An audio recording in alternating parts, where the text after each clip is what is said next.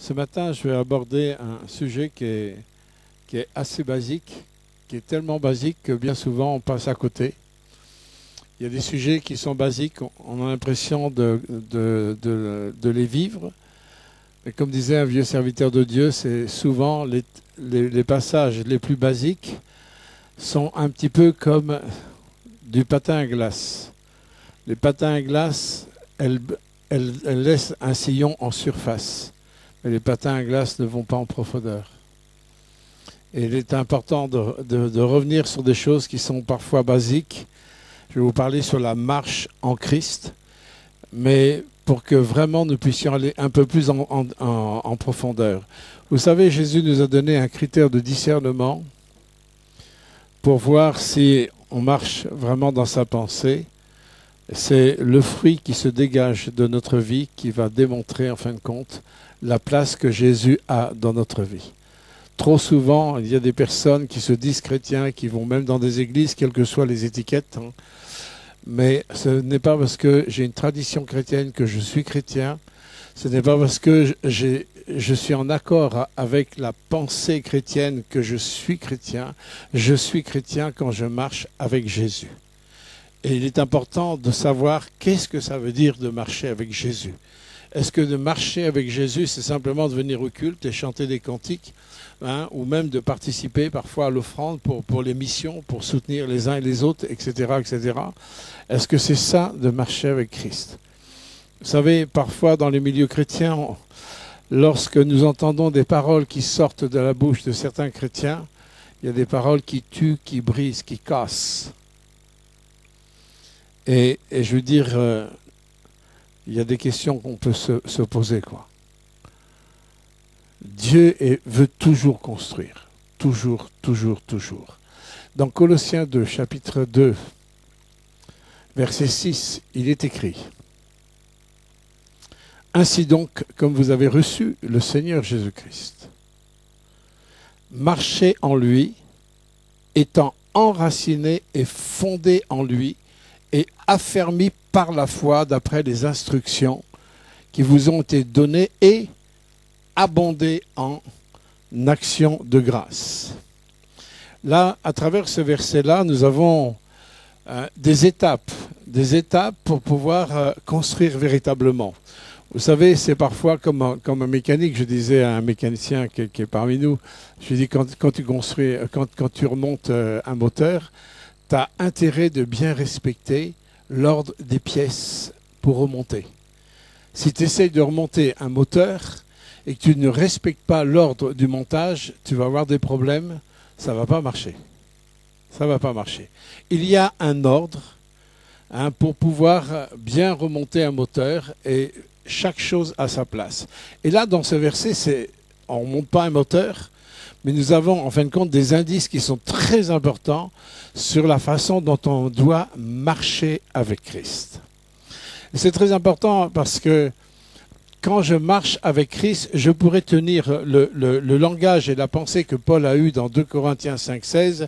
Il dit: « Dès maintenant, nous ne connaissons plus personne par la chair. » Une des caractéristiques lorsque je marche avec Christ, je ne vais plus connaître les personnes avec la chair, avec le regard humain, avec les émotions humaines, avec les mêmes pensées humaines. Je vais avoir un regard, le regard de Dieu sur les personnes. Je vais avoir un regard de compassion, un regard de persévérance pour semer la parole, pour libérer le verbe qui va transformer les choses. Quand on marche avec Dieu, il y a des conséquences qui doivent se manifester dans notre vie. Et là, l'apôtre Paul, dans Colossiens, il dit: « Comme vous avez reçu Christ. » Qu'est-ce qui s'est passé le jour où j'ai reçu Christ? Il est important de s'arrêter sur le fait, qu'est-ce qui s'est passé quand j'ai reçu Jésus? Parce que le Seigneur va mettre un parallèle sur la façon dont j'ai reçu Christ et la façon dont je vais marcher en Christ. Beaucoup de chrétiens sont des adhérents à la foi chrétienne. Mais Dieu ne veut pas d'adhérents. Il veut des cœurs qui soient nés de nouveau. Il veut des cœurs qui soient à 100% pour Jésus. Il veut des cœurs qui s'ouvrent pour que Jésus puisse trôner sur nos cœurs, sur le siège de nos pensées, sur le centre de notre vie. Toute la Bible est christocentrique. Elle est centrée sur Jésus. Et si toute la Bible est centrée sur Christ, c'est pour que notre vie soit aussi centrée sur Christ. Pourquoi ? Parce que le péché nous a déracinés de cette relation avec Christ, mais la rédemption nous replante avec Christ. Il nous remet en Christ, où Jésus est au centre de toute ma vie, et toute ma vie chrétienne tourne autour de la vie de Jésus. Si Jésus n'est qu'une roue de secours qu'on utilise quand on crève, quoique maintenant je sais qu'il y a des voitures qui n'ont plus de roue de secours,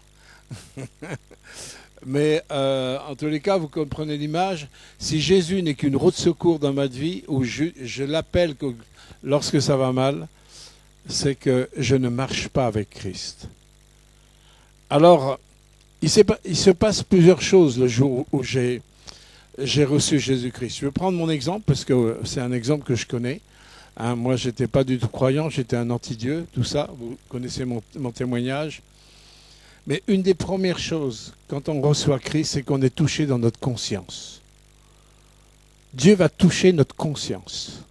Notre conscience va s'éveiller déjà au fait que je suis pécheur, au fait que je suis perdu, au fait que je n'ai pas aucun moyen de m'en sortir, mais mes yeux et ma conscience s'ouvrent sur le fait que Christ est vraiment ressuscité.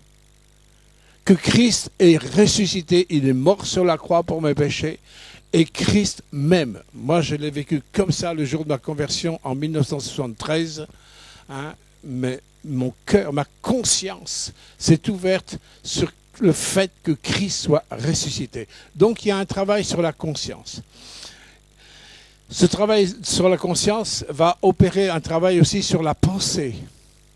Ma pensée va changer. Tout d'un coup, ma pensée va vouloir s'orienter vers celui qui s'est révélé dans ma conscience. J'ai besoin de le connaître, j'ai besoin de savoir qui il est vraiment, ce qu'il pense, sa volonté, pourquoi il m'aime, pourquoi il est mort sur la croix, pourquoi il est ressuscité, pourquoi il s'est révélé dans ma conscience.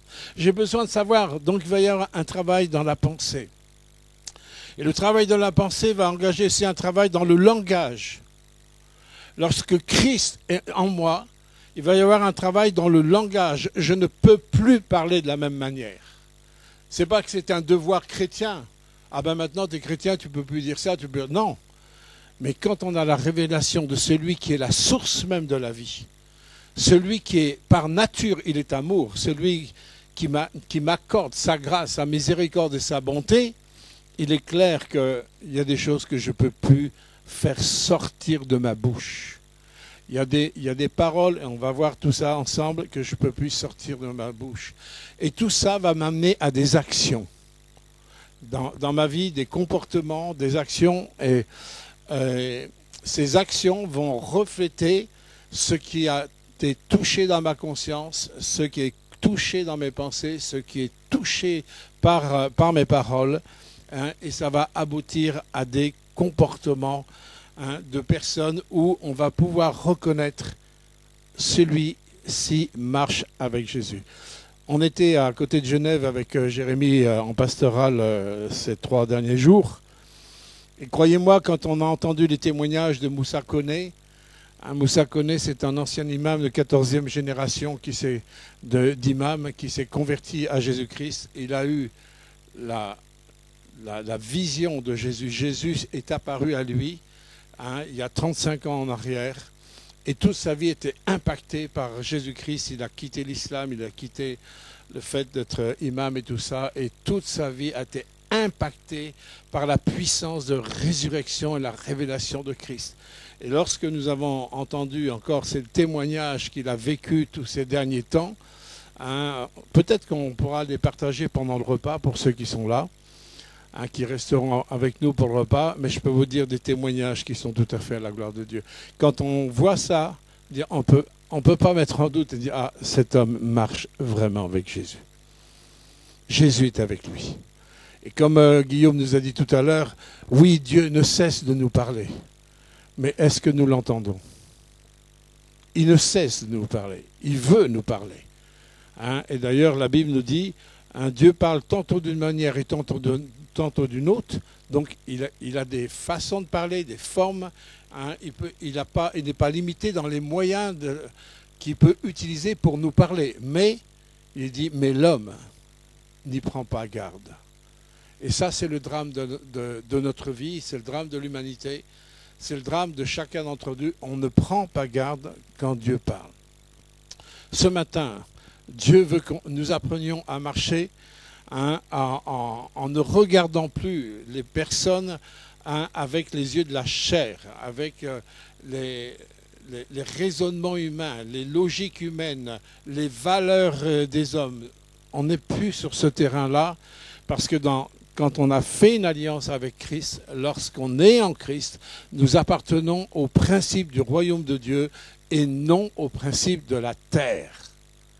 Nous ne sommes plus soumis aux principes, aux valeurs de ce monde, qui est dirigé par le prince de ce monde, qui est le destructeur, le voleur et le menteur. C'est Jésus qui le dit dans la parole de Dieu.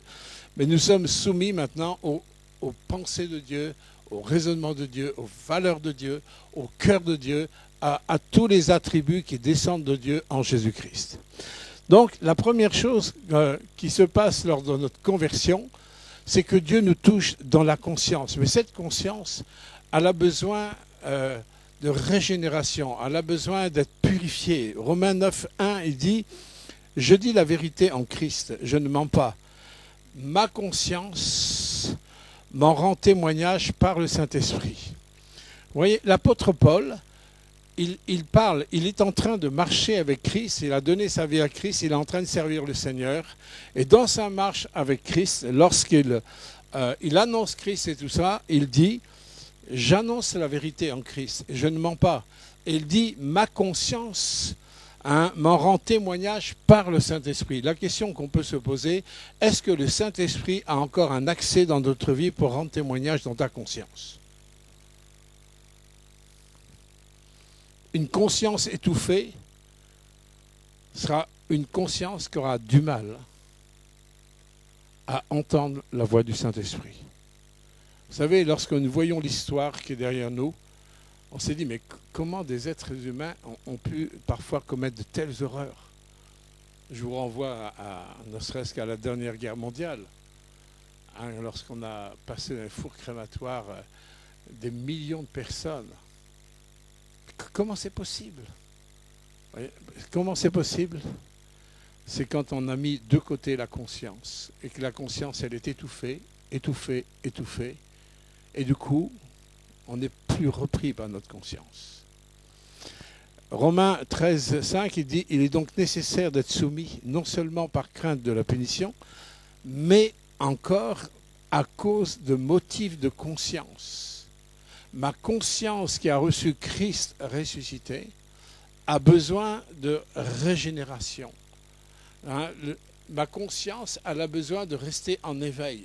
Si ma conscience ne reste pas en éveil, je peux me permettre des fois n'importe quoi, et des fois je peux dire n'importe quoi, je peux des fois faire du mal sans m'en rendre compte, mais parce que je n'interroge pas ma conscience. J'ai besoin que ma conscience, elle soit en éveil.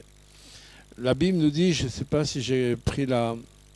Oui, dans 1 Timothée 1,19, en gardant la foi et une bonne conscience, cette conscience, quelques-uns l'ont perdue et ils ont fait naufrage en rapport de la foi.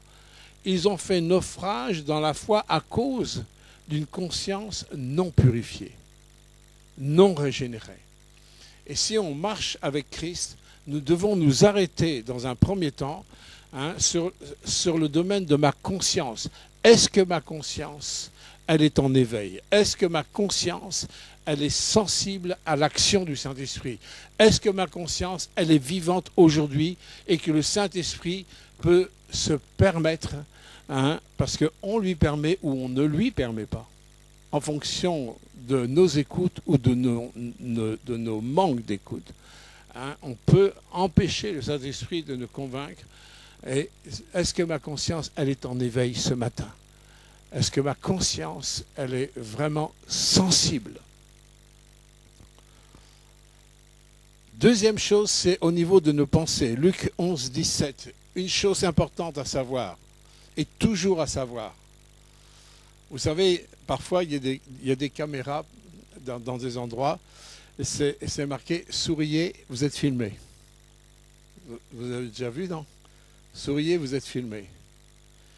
Mais là, il n'y a pas de caméra, mais avec le texte de la parole, dire attention à ce que tu penses, parce que Jésus connaît tes pensées. Dans Luc, Évangile de Luc, chapitre 11, verset 17, comme Jésus connaissait leurs pensées. Luc 24, 38. Mais il leur dit, pourquoi êtes-vous troublés? Et pourquoi telle pensée, pareille pensée s'élève-t-il dans vos cœurs? Si on s'arrête là, si on s'arrête vraiment, dire tout est enregistré. Tout est enregistré. Et nous serons un jour jugés pas simplement à travers nos actes, mais un jour, nous serons confrontés à ce que nous pensons. Quand je marche avec Christ, le domaine de la pensée est quelque chose d'essentiel. Pourquoi? Parce que quand Jésus a annoncé l'évangile au niveau de la repentance, il dit « Repentez-vous, car le royaume de cieux est proche ». La vraie repentance touche notre système même de pensée. Pourquoi? Parce que le péché a touché mon système de pensée. Le péché a tordu ma logique, a tordu mon intelligence, a tordu tout ce qui fait partie de mon système de pensée. Mon système de pensée est perverti, il est tordu. Et c'est pour ça que l'étymologie du mot péché, c'est manquer la cible. Dieu, il a des cibles pour l'humanité. Il a des cibles pour chaque individu. Dans Jérémie 29, je ne sais plus combien, 19, 29, je ne sais plus, enfin c'est dans Jérémie, Dieu dit, il a une destinée bénie pour toi. Il n'est pas marqué, il a deux destinées. Il a une destinée. Il y a ceux qui y rentrent et ceux qui la loupent. Mais il y a une destinée que Dieu a préparée, qui est vraiment bénie, et Dieu veut que nous puissions y rentrer. Mais si je reste dans ma façon de penser, je n'entrerai jamais dans ce que Dieu veut. Jamais. Je ne peux pas rentrer dans ce que Dieu veut si je reste dans ma façon de raisonner et d'agir. Lorsque Dieu a demandé, par exemple, à Abraham, quitte ta patrie et va dans le pays que je te montrerai, Abraham ne savait vraiment pas en plus qu'est-ce qui l'attendait. Il a fallu à mon avis, ça a dû faire du Shabbalah dans sa tête. Qu'est-ce qui va se passer? Comment Dieu va pourvoir? Quelle est l'aventure que je vais vivre? Il ne savait pas qu'il allait un jour, surtout avec une femme qui était stérile, qu'il allait être porteur du fils de la promesse qui allait engendrer ensuite les 12 tribus d'Israël. Et dans les 12 tribus d'Israël, dans la tribu de Juda, il y a le Messie qui allait être engendré. Vous ne pouvez pas imaginer tout ça, monsieur Abraham, à l'époque. Mais à un moment donné, il faut quitter nos sécurités. Il faut quitter nos conforts de raisonnement qui nous sécurisent. Et Dieu nous sortira toujours de nos sécurités humaines pour qu'on puisse manifester véritablement ma foi. Donc, j'ai besoin de bien réaliser que Jésus connaît mes pensées. Et je ne dis pas ça pour qu'on ait peur, mais au contraire, c'est pour que nos pensées soient régénérées.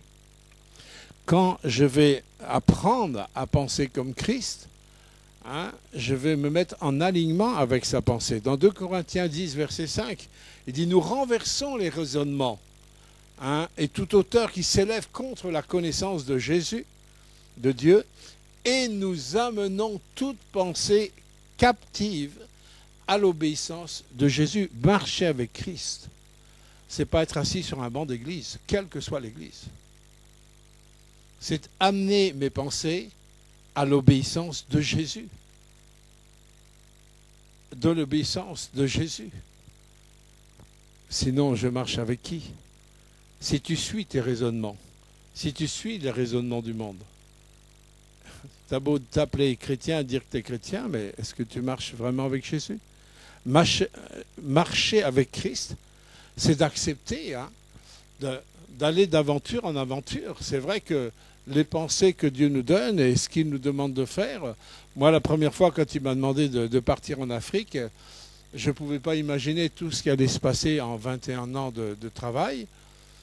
Mais vous croyez que c'était facile d'aller en plus dans un endroit où il y avait la guerre, en plus. Ne croyez pas qu'il faut travailler là-dedans, dans la pensée. Il y a des pensées, des craintes, des frayeurs, des angoisses, des incertitudes peut-être parfois à abandonner, à lâcher, etc. Marcher avec Christ, ça demande des combats, des luttes, parce qu'il y a en nous, dans notre vieille nature, quelque chose qui s'opposera toujours. Notre vieille nature avec notre nature nouvelle en Christ sont incompatibles. C'est pour ça que l'apôtre Paul a dit dans Galates 2, verset 20, j'ai été crucifié avec Christ, ce n'est plus moi qui vis en Christ. C'est plus moi qui vis, c'est Christ qui vit en moi. À un moment donné, c'est plus nous qui vivons. Tant que je revendique mes droits, tant que je revendique mes pensées, tant que je revendique mes sécurités, tant que je revendique ce qui est peut-être légitime, je ne suis pas dans la foi. Je suis dans mes raisonnements. Je suis dans mon moi avec un grand M.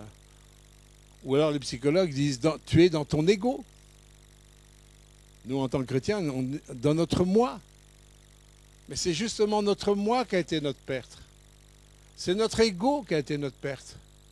Et c'est pour ça que le Seigneur veut nous sortir de là. Il veut nous sortir en apprenant à vraiment soumettre mes pensées à l'obéissance de Jésus. Nous avons absolument une responsabilité au niveau de nos pensées. Quel que soit, en fin de compte, où tu en es aujourd'hui, pose-toi cette question. Est-ce que j'assume ma responsabilité sur la gestion de ce que je pense? Et c'est effrayant parfois de ce qu'on peut entendre dans la bouche de chrétiens qui sont simplement des pensées, des ténèbres pour casser, pour diviser, pour meurtrir. C'est effrayant. Le Saint-Esprit ne s'y prend pas de cette manière-là.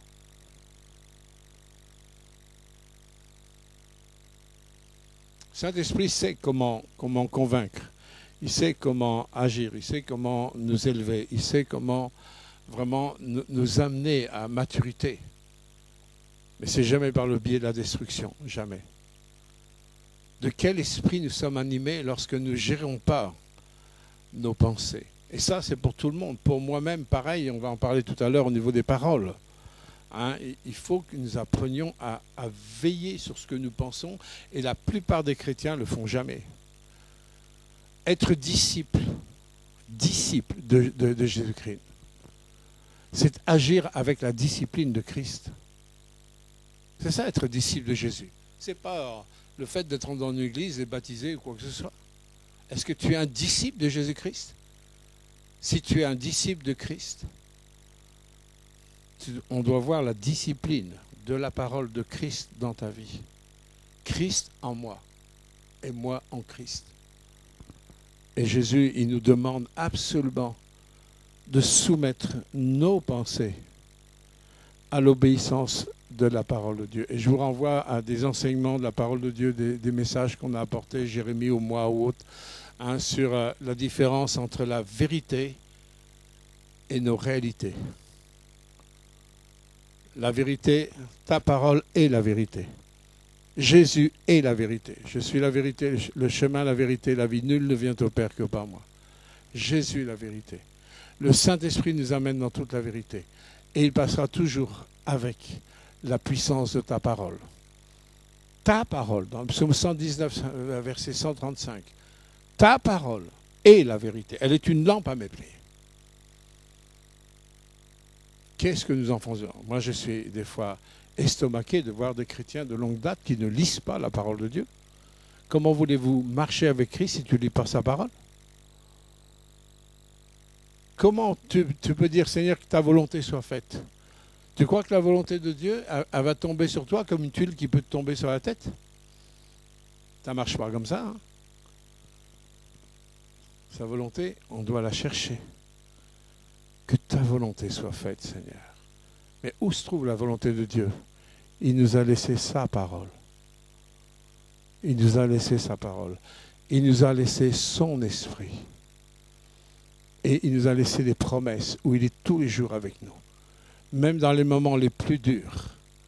Même dans les moments où vous n'avez plus de force.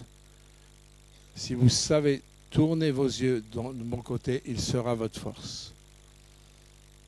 Il sera votre soutien. Il sera tout ce qui vous manque. Mais apprenons à tourner nos yeux vers celui qui est vraiment ressuscité. La résurrection ne doit pas être une histoire. Ça doit être l'histoire dans ton histoire. J'ai connu l'histoire de la résurrection de Jésus quand j'étais petit. À l'adolescence, ça ne m'a pas servi à grand-chose. Disons que ça ne m'a servi à rien du tout. Mais je savais. Mais c'était complètement différent quand le ressuscité s'est révélé dans ma conscience. Complètement différent. De vivre la réalité de la résurrection de Jésus. Qu'il est vraiment ressuscité. Qu'il t'aime vraiment. Il n'est pas là pour te condamner. Il est là pour te sortir d'une vie qui est tordue, qui est pervertie, et dont nous voyons les conséquences à travers toute l'histoire de l'humanité. Est-ce que tes pensées, elles sont gérées et disciplinées à la lumière de la parole? Faut-il que tu lises sa parole avant de donner du crédit à un raisonnement? L'apôtre Jean nous dit « Éprouvez tout esprit et ne vous soumettez pas à n'importe quel esprit. » Avant de nous soumettre à un raisonnement, nous devons sonder. Ne vous soumettez pas à n'importe quoi et à n'importe qui. Même moi qui vous annonce la parole de Dieu en tant que pasteur, je vous le dis, éprouvez ce que je dis à la lumière des Écritures. Vous avez la responsabilité de ne pas tout gober ce que je vous dis. C'est pour ça qu'on vous donne les références, pour que vous ayez un moyen de contrôle. Comme les chrétiens de Bérée dans les Actes des Apôtres, où quand les apôtres leur ont annoncé la parole, ils vérifiaient chaque jour pour voir si ce que les apôtres annonçaient était conforme à la parole de Dieu. Combien de chrétiens font ça? Quand on voit parfois tout ce qui est gobé, hein, dans n'importe quel milieu, hein, ça touche tous les milieux, ça peut toucher toutes les vies, à n'importe quelle vie. Il faut que nous fassions attention parce que le Maître revient. Le Seigneur revient. Dans Éphésiens 4, 17, il est dit « Voici donc ce que je dis et ce que je déclare dans le Seigneur, c'est que vous ne devez plus marcher comme les païens. » Ah bon? Comment marchent-ils les païens? Qui marchent selon la vanité de leurs pensées. Là, on doit s'arrêter. Là. Et il y a eu un appel à la repentance ce matin. Il dit, oui, Dieu nous appelle à nous repentir. Et je pense tous, on a besoin de se repentir. Tous. Moi y compris. Combien de fois on marche selon la vanité de nos pensées?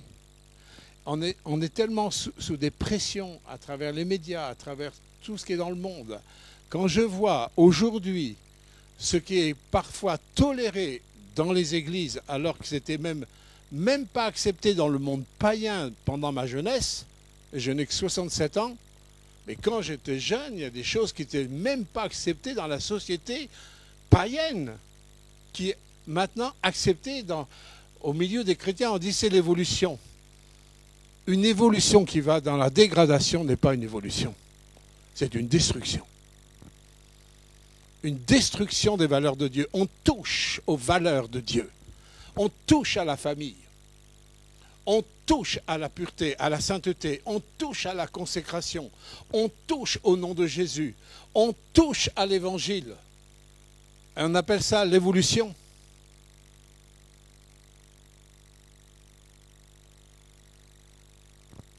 Ne marchez plus comme les païens. Alors que le monde le fasse, continue à marcher selon la vanité de leurs pensées, c'est le monde, c'est normal. C'est tout à fait normal et ils sont libres. Mais que ceux qui se disent chrétiens continuent à marcher de la même manière que les païens, ce n'est pas étonnant que l'esprit du monde s'infiltre dans les églises.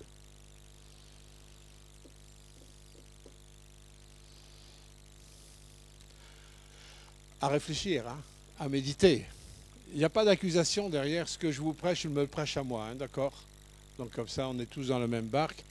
Je prêche à la nature humaine, à notre nature qui est foncièrement rebelle contre Dieu, qu'on le veuille ou non. Quand on est confronté aux Écritures, on se rend compte la force de rébellion qu'il y a en chacun d'entre nous. Et il est important qu'on remette de l'ordre. Aujourd'hui, c'est le jour où on aura mis des pendules à l'heure.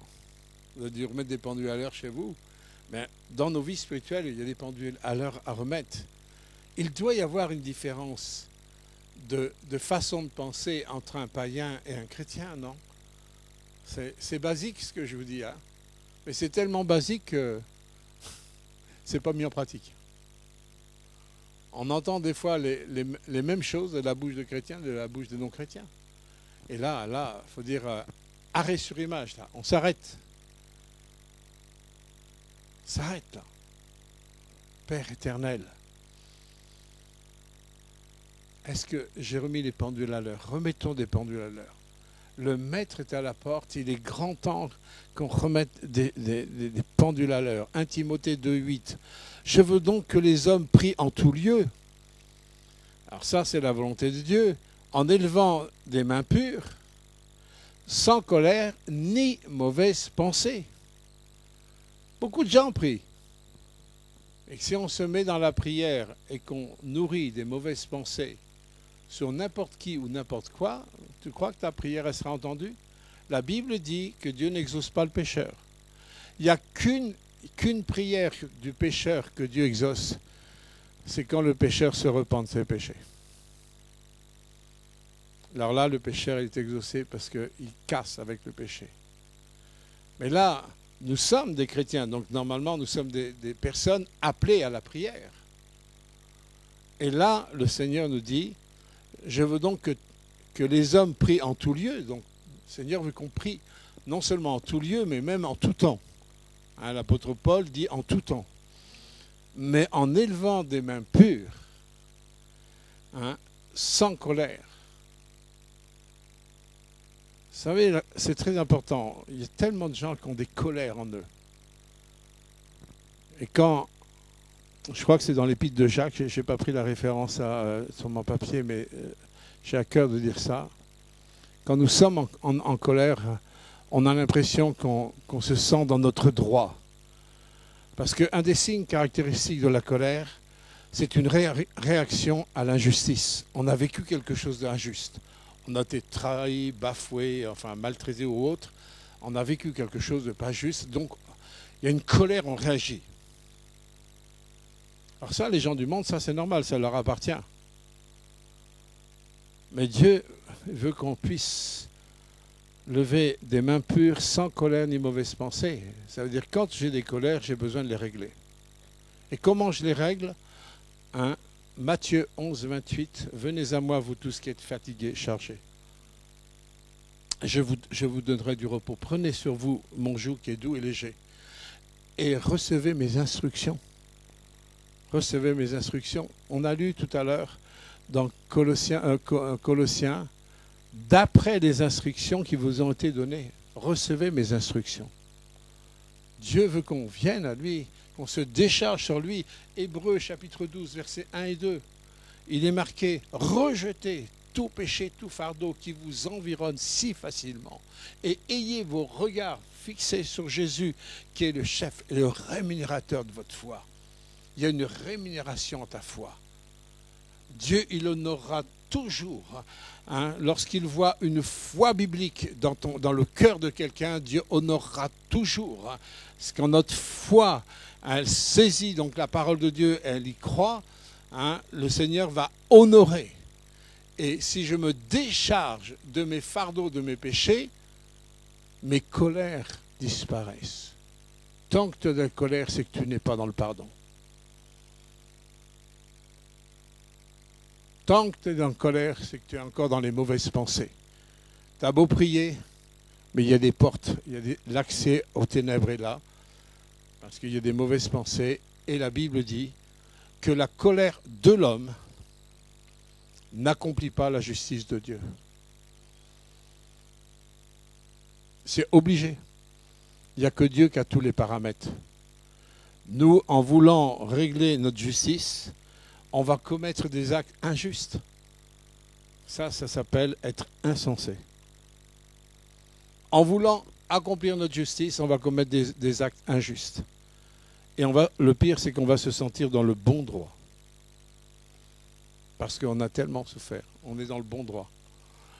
Mais quel que soit ce qu'on a subi, on ne sera jamais dans le bon droit lorsque je suis un outil de destruction pour l'autre. Jamais.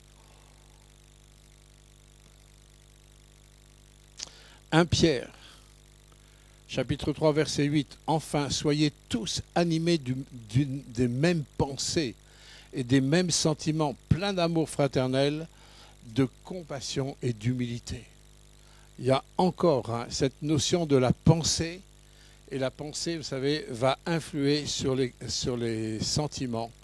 Quand ma pensée est juste, selon la parole de Dieu, ma pensée va régénérer mes émotions.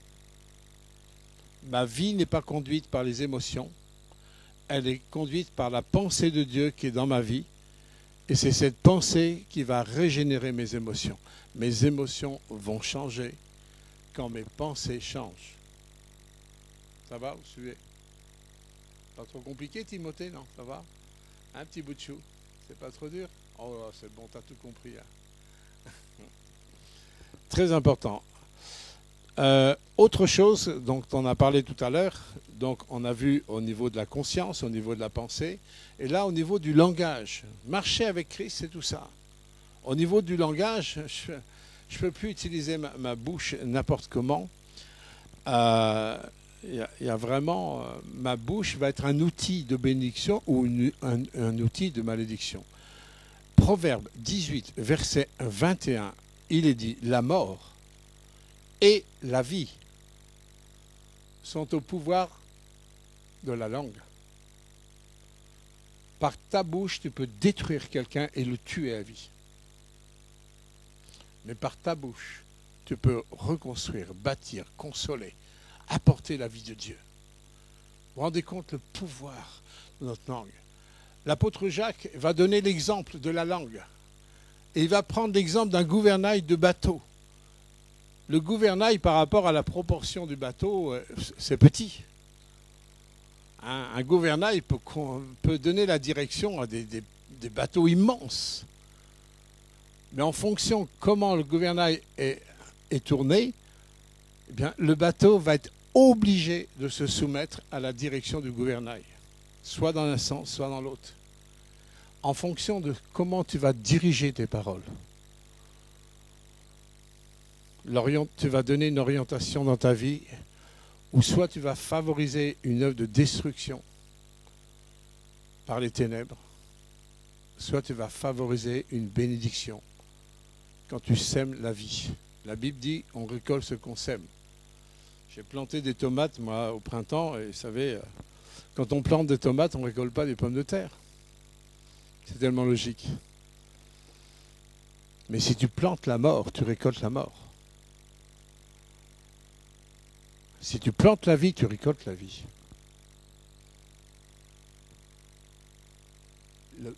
La vie, la mort et la vie sont au pouvoir de la langue.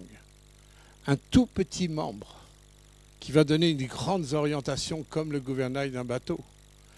C'est souvent, vous savez, vous avez vu des fois des incendies immenses dans les forêts, et tous les ans on voit ça. Parfois, Ça commence par un tout petit truc. Un mégot de cigarette, c'est pas gros un mégot de cigarette, peut embraser des hectares et des hectares et des hectares de un mégot. Vous voyez, la Bible utilise ces images-là pour nous faire voir l'ampleur des dégâts liés à la langue. Vous savez, si tu travailles sur le langage, sur la pensée, sur le langage, sur ta conscience, s'il y a un travail dans ta conscience, s'il y a un travail sur tes pensées, il y aura forcément des conséquences, un travail sur un langage. Tu ne pourras plus dire, par exemple, à un enfant, t'es nul, tu ne peux rien faire. Ça, c'est le genre de langage qu'un chrétien ne peut plus dire. Parce qu'on sait, dans la pensée de Dieu, que personne n'est nul.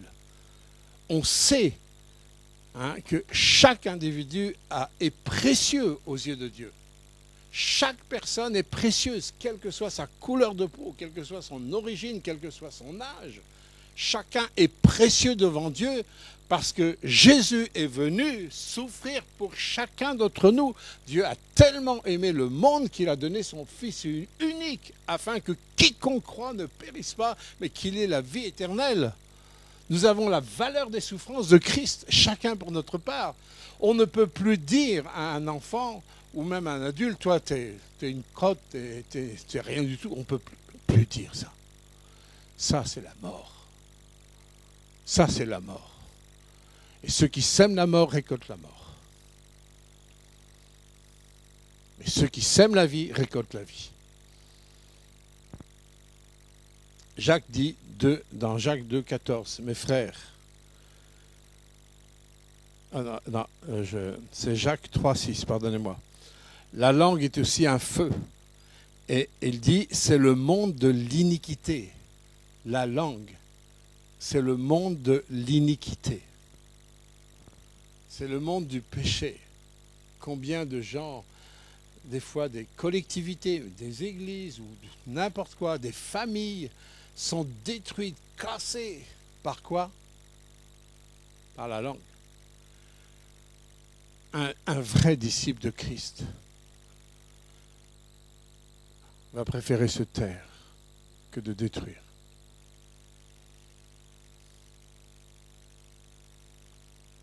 C'est le monde de l'iniquité. Il est clair que, ensuite, au niveau du langage et des comportements, Jacques 1, 22, si nous sommes travaillés dans la conscience, nous sommes travaillés dans la pensée, nous sommes travaillés dans le langage, il est clair que ça va avoir un impact sur les comportements. Jacques 1, 22, mettez en pratique la parole de Dieu et ne vous bornez pas à l'écouter en vous trompant vous-même par de faux raisonnements. Jacques 2, 14, mes frères, que sert-il à un homme de dire qu'il a la foi s'il n'a pas les œuvres? Les œuvres d'un disciple de Christ ne sont pas des œuvres pour acquérir le salut. Les œuvres d'un disciple de Christ, c'est les conséquences de sa foi. Les œuvres qu'on accomplit ne sont pas là pour avoir plus de pardon, plus d'amour. Non, absolument pas. Plus de salut. Le salut, il est acquis gratuitement. C'est par le moyen de la foi que nous sommes sauvés. C'est gratuit. La grâce, elle n'est pas payante. Sinon, ce n'est plus la grâce. Vous voyez, là, il est question des œuvres. Quand j'ai la foi, il y a forcément un comportement qui va être adéquat avec ce que je pense, ce que je dis. C'est le roi David qui disait « Ce que sort de ma bouche n'est pas autre que ce qu'il y a dans mon cœur ». Et forcément, il y a des comportements qui vont avec. Jésus dit,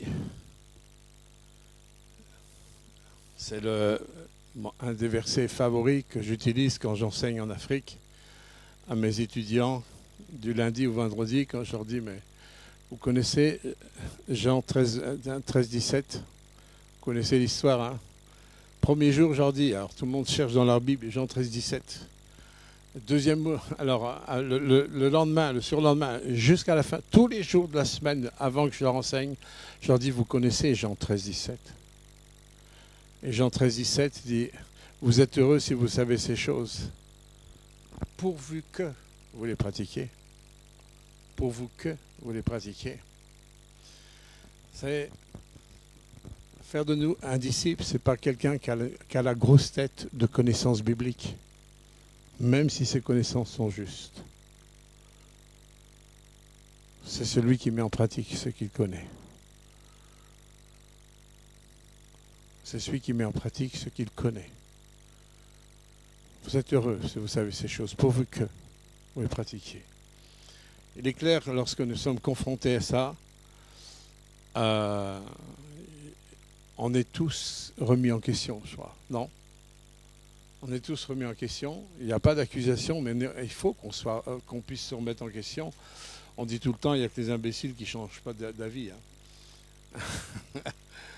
Mais quand on est un enfant de Dieu, on se remet en question et dans notre croissance, on se remet en question. Hein. Regardez la croissance d'un enfant, c'est une remise en question tout le temps. C'est une remise en question tout le temps. Hein. Au début, ils apprennent le b.a.-ba de la vie et petit à petit, ben oui, ils vont amplifier, ils vont embellir, etc. Mais ils vont évoluer, ils vont mûrir, c'est normal, c'est la vie. Mais spirituellement, c'est la même chose. Un chrétien qui, au bout de 20 ans, 30 ans, reste le même comme au début de sa conversion, c'est qu'il y a un problème. Moi, j'ai une fille de 46 ans, si elle était encore dans ses couches, dans la poussette, c'est qu'il y aurait un gros problème. Vous comprenez ça? Alors que dans sa première année, c'était normal. Mais il y a beaucoup de chrétiens dans leur couche. C'est ça le problème. Il y a beaucoup de chrétiens dans leur couche. Il y a beaucoup de chrétiens qu'il faut encore leur donner le biberon. Il y a beaucoup de chrétiens où on est tout le temps en train de donner le commencement. Pourquoi? Parce qu'il n'y a pas de mise en pratique de la parole de Dieu. Une connaissance qui n'est pas mise en pratique est une connaissance qui ne sert à rien du tout. C'est Einstein qui disait ça. Une connaissance qui est vraiment acquise, elle est acquise quand elle est donnée et quand elle est mise en pratique. Quand elle est mise en pratique, là, cette connaissance. Connaître l'Évangile, s'il n'est pas mis en pratique, mais ça ne sert à rien du tout. On connaît de très belles choses, de très belles valeurs. Mais si c'est pour enfouir dans un tiroir et qu'on ressort tous les dimanches matins, ça ne sert à rien du tout, bien aimé.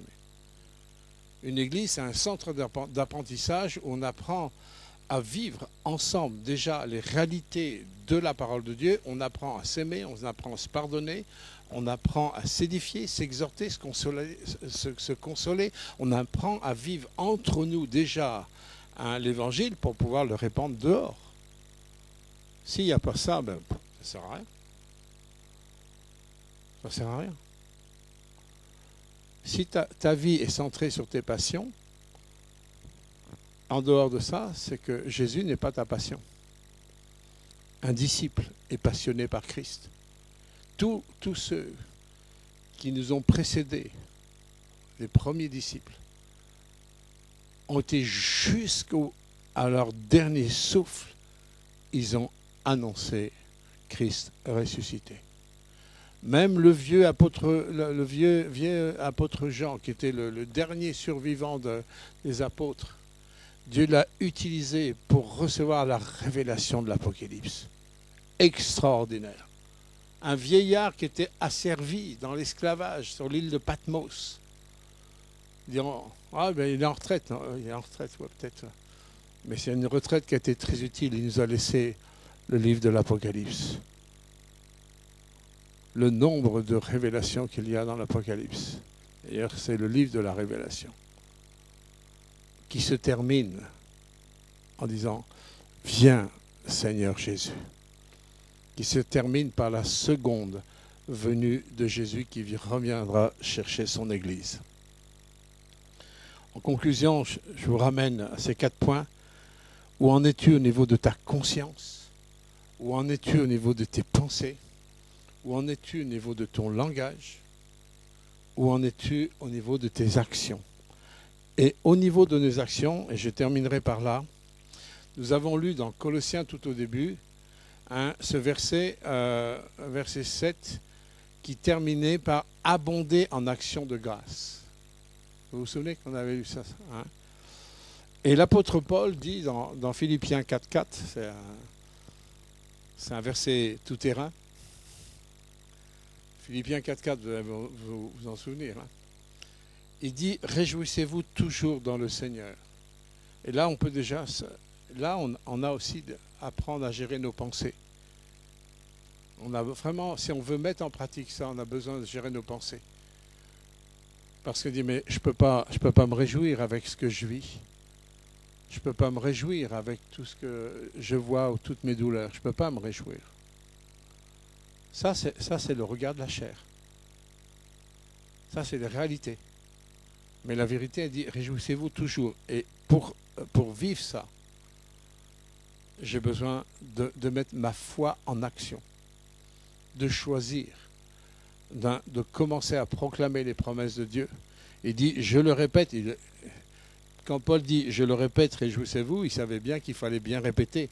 Et je pense qu'il faut répéter, que même dans l'adversité, dans la difficulté, dans les larmes, je dois apprendre à me réjouir. Pourquoi ? Parce que je suis dans une alliance avec le ressuscité qui a tout dans ses mains. Qui dit dans Romains 8, 28, « Toutes choses concourent au bien de ceux qui aiment Dieu et sont conduits selon ses desseins. » Toutes choses. Comment je vais me lamenter sur quelque chose qui est vraiment un sujet de réjouissance. Un exemple dans les Actes. Paul et Silas sont enfermés. Ils ont délivré une femme d'un esprit de divination, un esprit de python. Ils sont battus, ils sont mis aux chaînes dans une prison et ils ont été roués de coups. Au lieu de se lamenter, qu'est-ce qu'ils font? Et Paul était trouvé digne d'écrire ça. Ils étaient en train de se réjouir devant Dieu. Ils étaient enchaînés, ils vivaient une injustice terrible.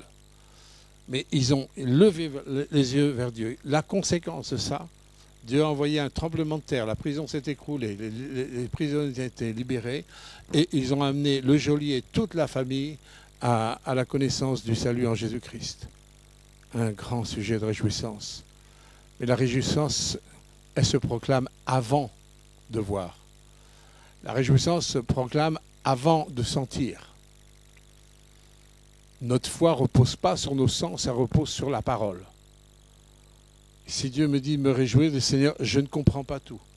Peut-être j'ai peur, peut-être je souffre, je ne comprends pas tout, mais je me soumets à ta parole. Je me réjouis parce que je sais que tu es Dieu. Tu as le contrôle de toutes choses. C'est toi qui es souverain. Tu cherches le meilleur pour ma vie. Il y a une destinée pour moi. Et je veux me réjouir en toi. Donc, réjouissez-vous toujours dans le Seigneur et on n'enlève pas le toujours. D'accord ? Que votre douceur soit connue de tous les hommes. Une des marques du Saint-Esprit dans notre vie, ça va être la douceur de Christ. Jésus est doux de cœur. Il est doux de cœur. Que votre douceur soit connue de tous les hommes. Le Seigneur est proche. Encore, il rappelle que le Seigneur est proche. Ne vous inquiétez de rien, mais en toute chose, faites connaître vos besoins à Dieu par des prières, par des supplications, avec des actions de grâce. Et la cerise sur le gâteau, c'est la promesse que Dieu nous laisse, au verset 7, et la paix de Dieu qui surpasse toute intelligence. C'est une paix qui surpasse la raison. Pas pour rien que Dieu dit, elle surpasse toute intelligence. C'est une paix qui va surpasser la raison. La raison peut peut-être me dire, non, tu dois te lamenter. Non, mais c'est une paix qui va dépasser tout ce qui peut avoir comme tohu parfois dans nos émotions. Et ce n'est pas d'hypocrisie, c'est de la foi. C'est de l'obéissance à la parole. Et l'ennemi va te dire, non, tu es hypocrite, regarde tes émotions. Alors comme tu écoutes tes émotions, on me dit, oui, je suis hypocrite, donc je veux me taire. C'est parce que Dieu dit. Crois, et tu verras la gloire de Dieu. Et la paix de Dieu qui surpasse toute intelligence gardera vos cœurs et vos pensées en Jésus-Christ. Amen. Je te remercie, Seigneur, pour ta parole qui a été annoncée ce matin. Seigneur, tu veux un peuple qui est en marche. Le peuple d'Israël a eu tellement de difficultés, Seigneur, après le passage de la mer Rouge. Seigneur, à cause de leur rébellion, de leur humanité, leur chair. Et Seigneur, nous-mêmes, Seigneur, nous sommes comme eux. Combien notre chair prend tout le temps le dessus, Seigneur, et Seigneur, nous avons tellement besoin de ta grâce, notre Père, et nous voulons proclamer, Seigneur, de tout notre cœur, que nous nous repentons encore ce matin de tout notre cœur. Nous n'avons pas veillé à nos consciences, nous n'avons pas veillé à nos pensées, nous n'avons pas veillé, Seigneur, à notre langage, nous n'avons pas veillé à nos comportements, Seigneur, et nous sommes conscients de tout ça. Nous te demandons pardon ce matin. Nous te demandons pardon de tout notre cœur et que ta grâce, Seigneur, descende, que ta miséricorde descende. Nous avons besoin, Seigneur, encore d'un souffle nouveau, de ton feu qui brûle, Seigneur, toutes les aspérités en nous, Seigneur, toutes les scories, Seigneur, de tout ce qui n'est pas la foi, Seigneur, en nous a besoin, Seigneur, d'être brûlé, notre Père. Étends ta main sur chacun d'entre nous, que ta grâce repose sur tous les bien-aimés ici présents et ceux qui n'ont pas pu se joindre à nous, dans la puissance du nom de Jésus. Amen.